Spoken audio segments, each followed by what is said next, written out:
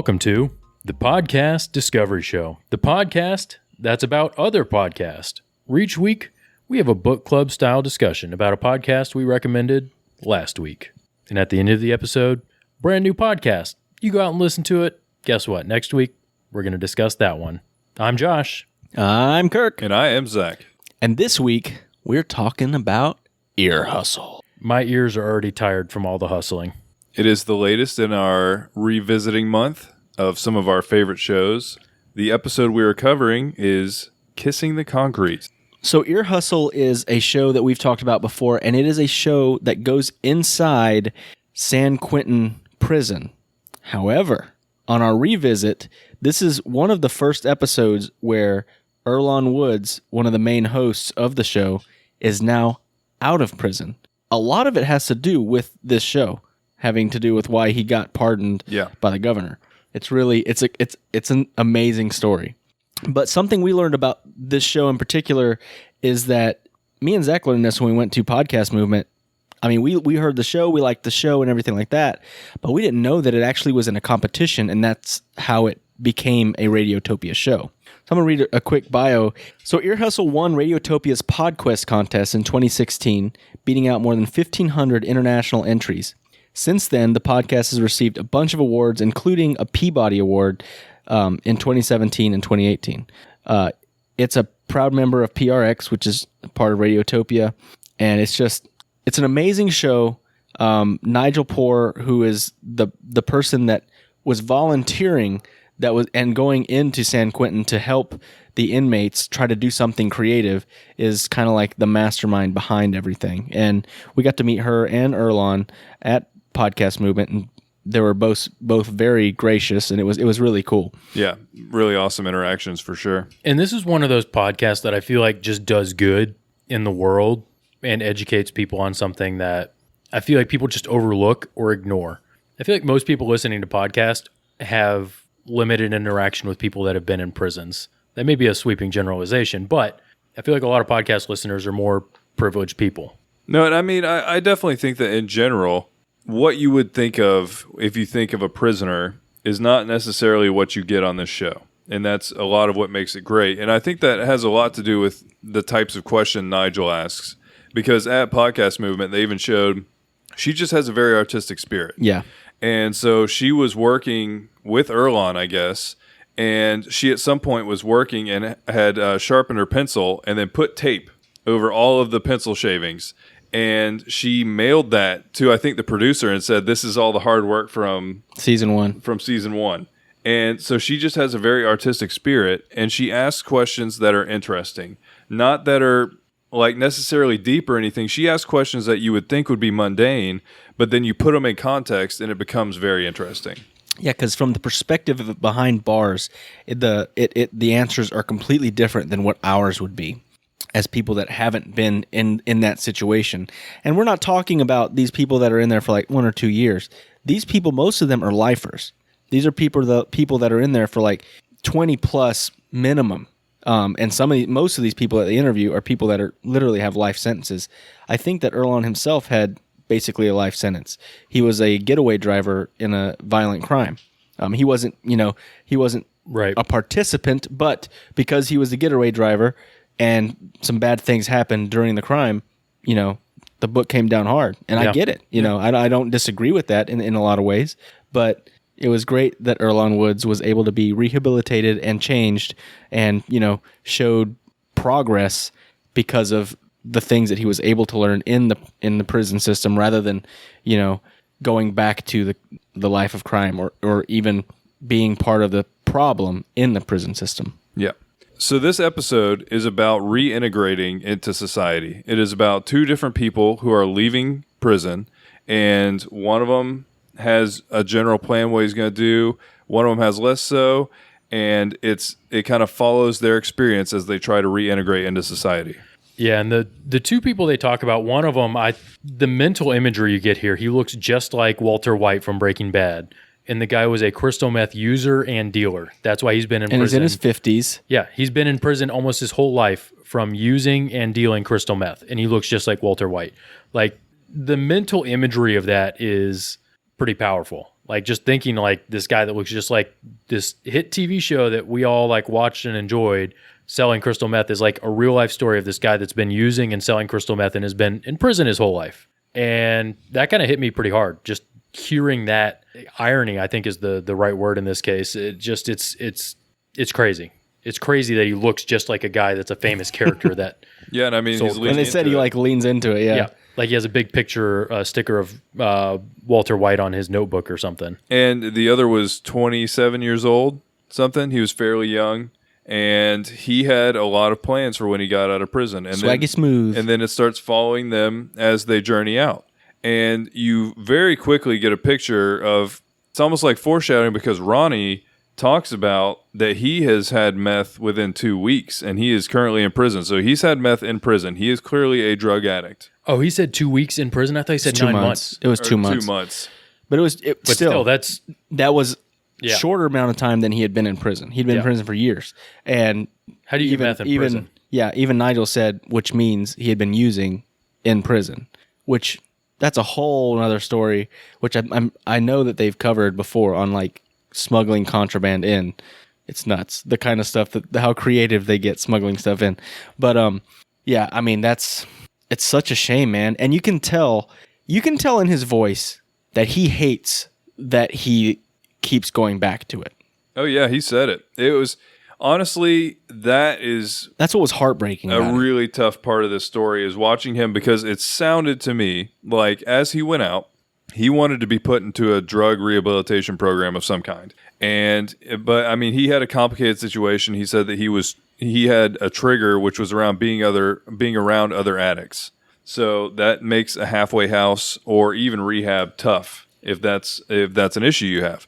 So he could not get into, and also he was on parole instead of probation. Or no, he was on probation and not parole. So they wouldn't like put him into a program. But he said even from the beginning they wanted to be in a program, and then he immediately couldn't be. And I wonder if his trigger being other addicts, and that's why he can't go to rehab, is a internal kind of fallacy that he's told himself to avoid rehab. Because that's the horrible thing about addiction. Is it'll change the way your mind thinks to justify the addiction. And it's sad. It's heartbreaking. And you could tell a difference in his voice when they talked to him in prison when he hadn't used in a couple of months. And then towards the end of the episode when Earlonne, basically, he went dark for 2 weeks, and then Earlonne heard back from him and said, hey, I'll come meet you. And they met up. And he's like, I ran into this guy at a bus stop. And he said, hey, Ronnie, he knew me by name. It was the guy I'd sold to. And just like that. That's all it took. And then he was sleeping in dumpsters. Yeah, and you could hear in his voice. You could hear it in his voice. The shame, but also like just he just felt like I'm back in the same, garbage that I was in before. Yep. It was sad. I felt for him. I really did. And I mean, it's choices. They're choices that people make. And like they talked about on this episode, if maybe he would have had more foresight and thought more about, hey, what am I going to do when I get out? But if you don't have a network of people no outside, support system, really. Well, here's the thing. There's a lot of factors that ended in the same thing. And I'll say this: never in my life have I been at the point where if someone were to come up to me and say, "Hey, I'll give you this free crystal meth. Would you like to try it?" Would I have ever even considered doing crystal meth? My point in saying that is there's a fundamental upbringing in this guy's life that led him to the point where crystal meth was a good idea.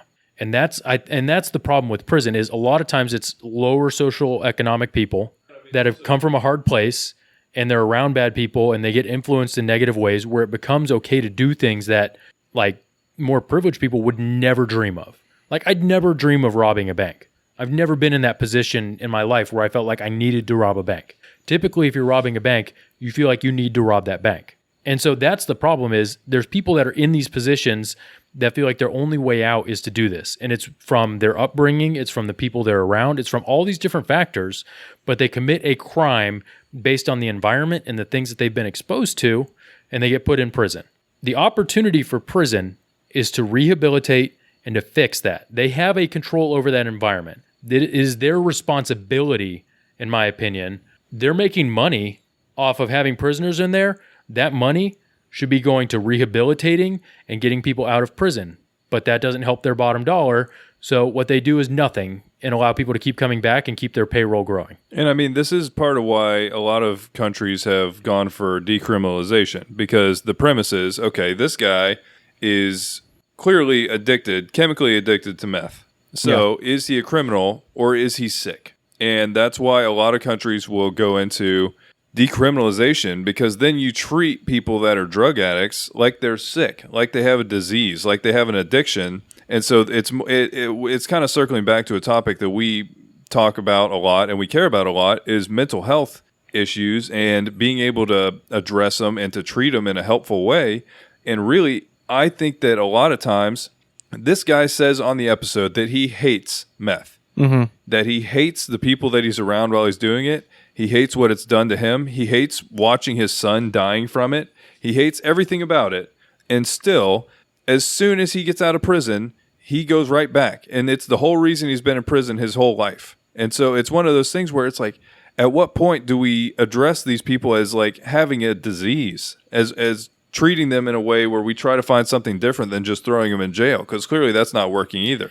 Yeah, and one of the saddest parts of this episode to me was when he first got out and he had those roses that he'd been carving, and he went to go sell the rose at like a market right there outside of San Quentin. And he was at Fisherman's Wharf in San Francisco. I don't know how far away that is. I'm just saying it's like a really famous touristy spot. Well, anyways, he was selling these roses, and they recorded his like sales pitch to sell one of these roses, and you could hear the insecurity and the lack of confidence, and he felt just like scared and like he didn't know what he was doing. And this is a 55-year-old man who's been in prison his whole life, and he's trying to like he's talking to strangers. You think about it, if you've been in prison for let's say 20, 30 years, how many strangers do you talk to? You're probably with the same people every single day. Yeah, and he's talking to strangers, so I'm sure he's terrified that one, they're going to hear he was in prison or know he was a prisoner and immediately like react negatively to him. And then also just the overall like insecurities and lack of confidence. And it shows the mental state that he was in coming out of prison to like do something so simple to like go up and say like, hey, I've got these roses. Would you like to buy one? And he struggled so bad with that. And it shows that like they're not helping people to grow and come out of prison in a positive way. And I feel like that should be the sole purpose of our correctional facilities, is to correct, not to lock them in a cage until their time's up and then let them back out so they can go do whatever they did again. It's correctional facilities is what they should be, but they're not. And it's just sad. It was heartbreaking to hear that. Yeah. It's heartbreaking to hear he went back to using meth. The whole thing was just... Yeah, his story was a sad one. He's a 55-year-old man that's been in prison for what, 30, 40 years of his life? I forget how many times. I think it was either between 6 or 8 different times that he'd been in prison. And he said it was meth-related pretty much the whole time. That's a lifetime of substance abuse and being locked in a cage. Yeah. So in stark contrast, we have Cuddy, Swaggy Smooth, that's his basketball name in prison. And he had a plan on his way out. He had literally, this is what I'm going to do on day 1. This is what I'm going to do on day 2. I got, a job lined up, stuff like that. And his story, completely different. It's like night and day. Yeah. So real quick before we talk about his story, I think it should be mandatory that people have a plan coming out of prison. Like, it should be a really easy study to show that if people don't have a plan, they go back to doing crime and doing other things and this, that, and the other, and then they're right back in prison. And I mean, they mentioned this because parole, you have to have a plan. Right. So there is some element of that where you have to have, okay, here's what I'm thinking I'm going to do as soon as I get out of here, because I think they do know that it's effective. And so really it almost feels like Ronnie like fell through the cracks a little bit. And so he got probation instead of parole. So he didn't go through the same structure. Well, parole is looked at as like, here, you have to have this plan, let's do it. But a lot of times what parole is used for is to basically look at people under a microscope and then gotcha, hook them back in. Because anyone that had any sort of drug-related crime, if they smoke weed and get caught on a drug test, they're back in prison for like 5 years. Yeah. Like insane to me. And so you look at things like that where it's like, okay, yes, parole has some things that give them some structure, but they need to have a hard structure of like, here's the ways to rehabilitate people and reintegrate people into society, and have have a freaking 12-step program. Like, do it like AA, where it's like, here's your steps to get back into society. And there's a lot of like ad hoc programs to do that, but it needs to be driven by the institution that they're at, because a lot of these are making boatloads of money and they're not using any of that to reintegrate people. And it makes me incredibly angry. All the feelings, huh? Yeah. But yeah, so Cuddy gets out and his girlfriend's there, his friend's there. He gets picked up and he immediately goes to his parole officer, checks in and everything. Unfortunately, he didn't get to do what he wanted to do as soon as he got out, which was to go get, what was it, like waffles, Belgian waffles? Yep, with strawberry syrup and strawberries, right? Yeah. And whipped cream. That sounds great. really Yeah. good. I want Belgian waffles now. Okay, this is kind of an aside, but this is one of my favorite parts of this episode where they talked about like what they would want to eat when they first get out. And I feel like there was a lot of really interesting stuff in there, and it's that same. It's the greatest part of Earhustle is these little things that you don't pick up on until they talk about them. So one guy was like, "I want to be able to open my fridge and grab a pickle or grab a drink." So we take for granted that whole like I feel like eating some random thing right now. I'm going to go look and grab something. They don't have it. They don't have it. So something that small of opening up your fridge and grabbing a pickle was something that he like dreamed about. Well, one guy even said, I want to be able to brush my teeth and not smell someone else going to the bathroom. Yeah. It was Ronnie, I'm pretty sure. I think and it was. That was something I never thought about. And on that same note, this was my second listen through, and I have a habit, and this is maybe TMI, of listening to my podcast sometimes when I'm taking a shower or whatnot. I'll just, put the speaker on in my shower and listen to it. And I was listening to it when Ronnie said, I want to be able to take a shower by myself. In my head, I'm like, dang, he never gets to take a shower by himself. That is weird. And that has got to be uncomfortable. Yeah. And I think for a lot of people, like taking your daily shower is that time where you escape, you're completely by yourself. And it's almost like a meditative moment where you just get isolation. You're cleaning yourself. So you're doing like some self-care and some self-grooming. Like it's like a rejuvenating experience typically. And to be in a shower with like a dozen other dudes every single time you're trying to take a shower, I can't even imagine. It sounds, Yeah, but it was just another one of those segments that it just struck me as how they get these little nuances of life, things that seem so insignificant, but when you view them through the lens of it's things that they don't have access to anymore, it really becomes poignant to hear people talk about the little things that we take for granted. The one guy saying that the first thing he would want to do is to go put flowers on his parents' graves and kind of let them know, I'm out now. Yeah. I don't know. That one hit me in the feels really bad too. They do a great job of asking questions that seem like nothing and really just show you a different side of people. Yeah, and the other one that really hit me pretty hard was when Cuddy was talking about how he's been out for like a couple weeks, and he said he's building his relationship back up with his son by playing basketball with him. Where you think you have a kid and then 7 years you're gone from that kid's life. And it's like, I was thinking about my son. He just turned 8. So it's like if I had my son and then gone to prison, I would have missed everything from basically when he was born till now. And just that thought alone is just crippling. Like you lose and you miss so much. It's intense. And I mean, it was, I will say, uplifting in a way to hear him really staying on the path, because he had set a path for himself and he stays on it and he really puts in the work to do that. And he's making the strides that he wants to make. He's doing the things that he wants to do. He's repairing things that he wants to repair. Yeah, he was at an HVAC company or something like that. And because I don't think we mentioned this yet, but he likes to rap. And he had went to the studio. He had laid some tracks. It was awesome. That was what we want to see from the correctional institutions. You want everyone that comes out of the prison system to be that way. Turn their life around, make everything right, and just get back on track and start again. Yeah, it'd be great. And to Zach's point earlier, I think that this was a good case study to see there's two differences in both of their crimes. One of them was drug related, and this guy was an addict, and it was very it's a completely different thing than Cuddy, who had done a crime that was, this was his punishment for a crime that he committed. But it's not a thing that is an addiction. Right. Yeah. And the other thing is, it's frustrating that people are locked up in prison for arbitrary amounts of time that we just kind of made up. So it's like, okay, you rob someone without a gun and it's 5 years. If you rob someone with a gun, it's 20 years. Again, I understand there should be repercussions for people doing crimes. However, if someone's in the prison system and they've truly rehabilitated and said, I get it, I messed up, I made a really bad decision, I was in this, they've gone through therapy, they've done all these things to rehabilitate, why keep them there for another 12 years around other criminals that may or may not be rehabilitated to give them less of a good chance to reintegrating into life? Yeah. I feel like we're fundamentally looking at the correctional system and the criminal justice system in an outdated way. And I hope that there's a future where we're looking at it in a different way, where we're looking at these people as people instead of as inmates or criminals, which are the words that people use. They're like, oh, he's a criminal.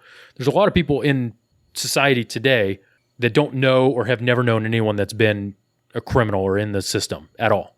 And they dehumanize these people. And if we could look at a way to bring these people back into society and take the social thought of these people from a dehumanized, this is a criminal or this is an inmate or this is a felon, as this is a person that made a bad decision, and be able to bring them back into society and look at them as people first, it fundamentally changes our prison system and our criminal justice system. But we're not there as a society yet, but I hope we can be at some point.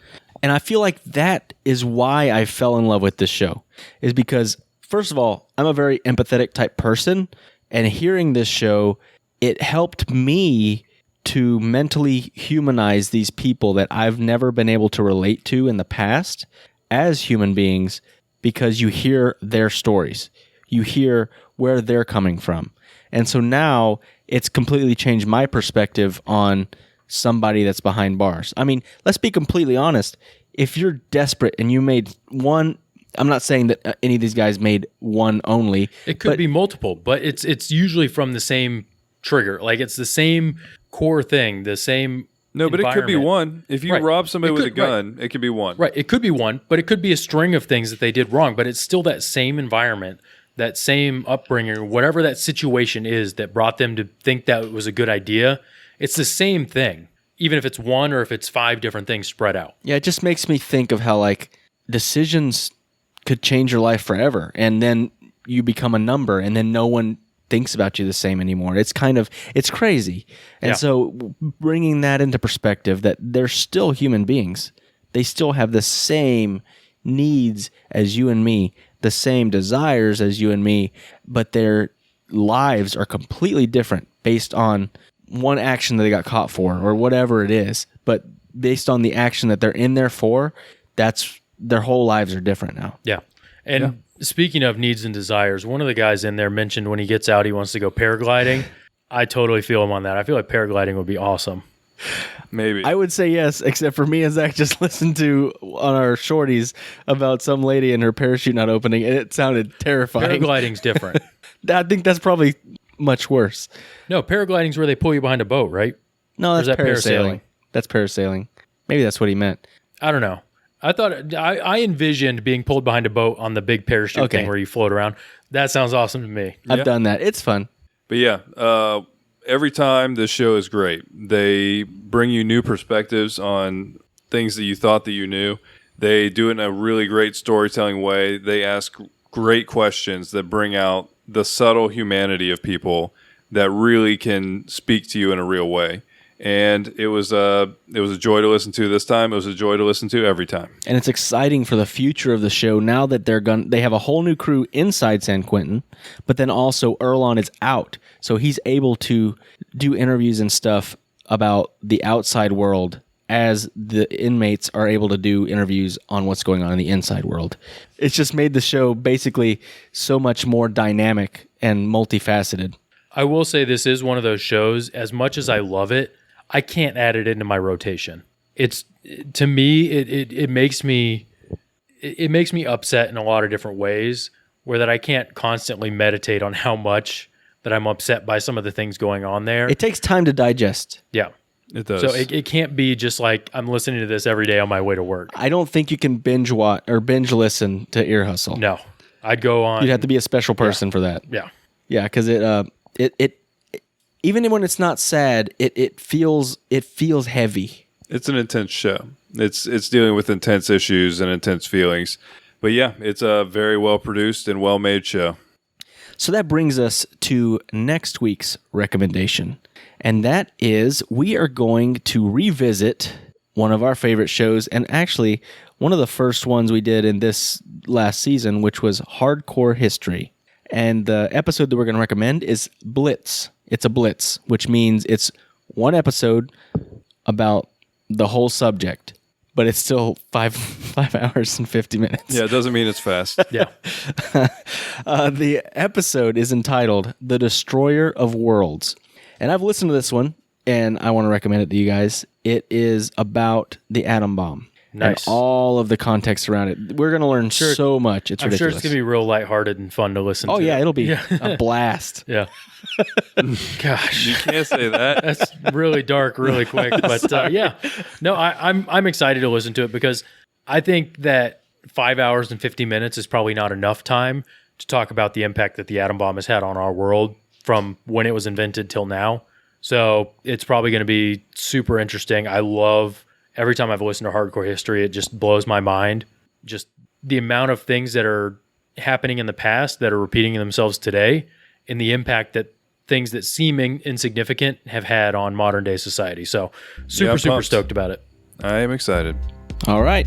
And remember, there's always more to discover.